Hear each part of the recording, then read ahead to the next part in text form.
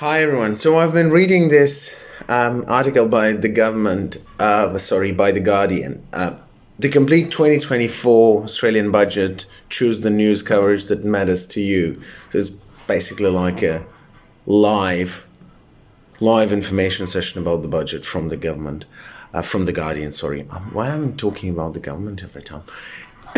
Anyway, so if you choose immigration as your interest, there's an interesting bit of news here.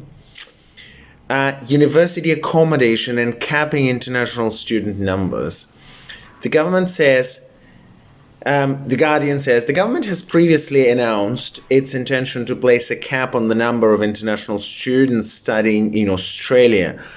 While the budget contains no new details on the size of the cap, it does provide funding for the Department of Education to, quote, develop and implement regulation to require universities to establish new supply of purpose-built student accommodation to support any increase in international student enrollments over an initial international student allocation to be set in consultation with the sector, unquote.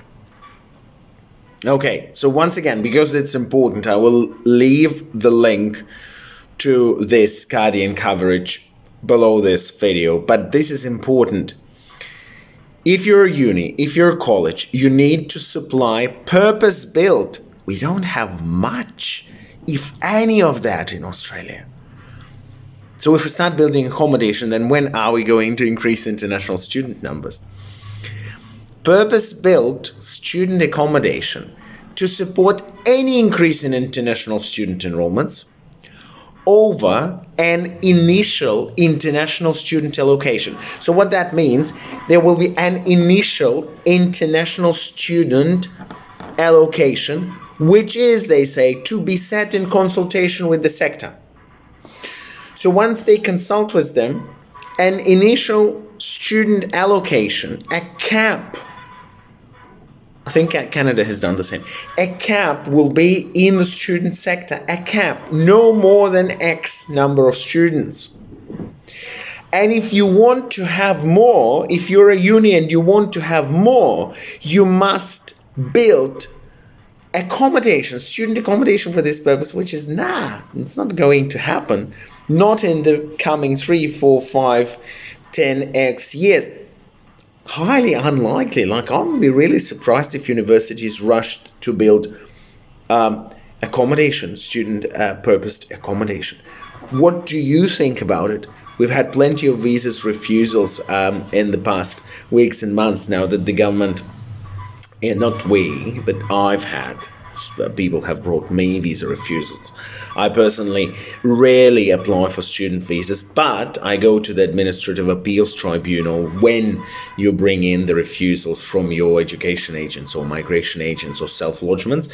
Then I go to the AAT with some of the refusals. So I've seen a lot of refusals recently that you brought me.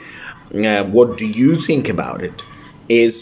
Is a cap reasonable in light of all these refusals? Is it just better to tell that we have X number of students and everyone else will be refused? Is it a fair way? Is it a better way to approach this task? Or is what we have now correct and should go on? Whoever is unlucky, refused, whatever. What's your thought on this? Share this video, subscribe, and please continue waiting for more from me. And of course, if you need a student visa refusal appeal or advice on that matter, you can always reach out. Thank you.